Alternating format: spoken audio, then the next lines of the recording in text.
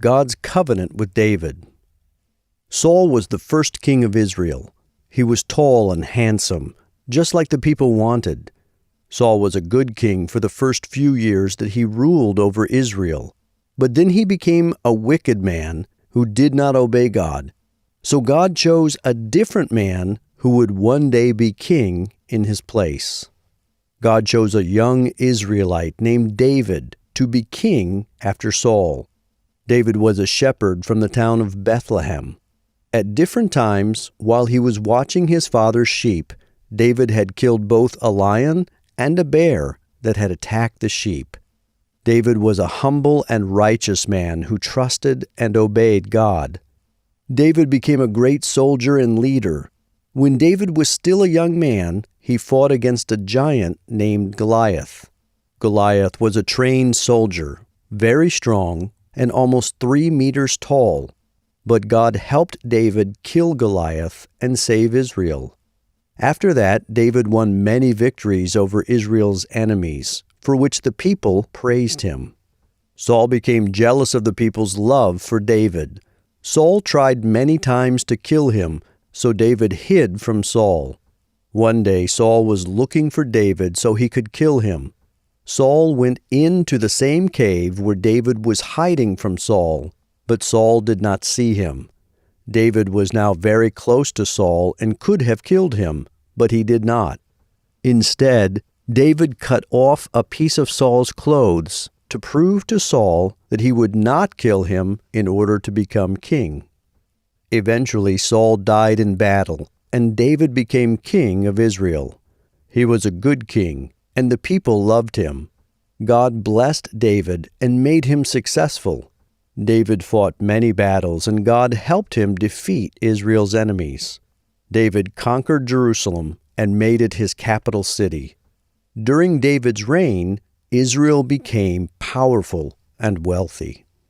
David wanted to build a temple where all the Israelites could worship God and offer him sacrifices. For about 400 years, the people had been worshiping God and offering sacrifices to him at the tent of meeting that Moses had built. But God sent the prophet Nathan to David with this message: "Because you are a man of war, you will not build this temple for me. Your son will build it. But I will bless you greatly. One of your descendants will rule as king over my people forever." The only descendant of David who could rule forever was the Messiah. The Messiah was God's chosen one, who would save the people of the world from their sin. When David heard these words, he immediately thanked and praised God because he had promised David this great honor and many blessings. David did not know when God would do these things, but as it happened, the Israelites would have to wait a long time before the Messiah came, almost 1,000 years.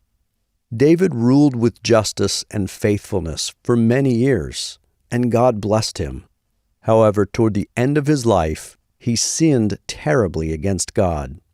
One day, when all of David's soldiers were away from home fighting battles, he looked out from his palace and saw a beautiful woman bathing.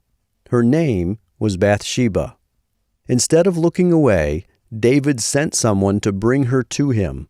He slept with her and sent her back home. A short time later, Bathsheba sent a message to David saying that she was pregnant. Bathsheba's husband, a man named Uriah, was one of David's best soldiers. David called Uriah back from the battle and told him to go be with his wife.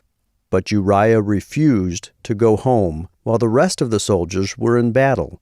So David sent Uriah back to the battle and told the general to place him where the enemy was strongest, so that he would be killed. After Uriah was killed, David married Bathsheba. Later she gave birth to David's son. God was very angry about what David had done, so he sent the prophet Nathan to tell David how evil his sin was. David repented of his sin, and God forgave him. For the rest of his life, David followed and obeyed God, even in difficult times. But as punishment for David's sin, his baby boy died. There was also fighting in David's family for the rest of his life. and David's power was greatly weakened. Though David had been unfaithful to God, God was still faithful to his promises. Later, David and Bathsheba had another son, and they named him Solomon.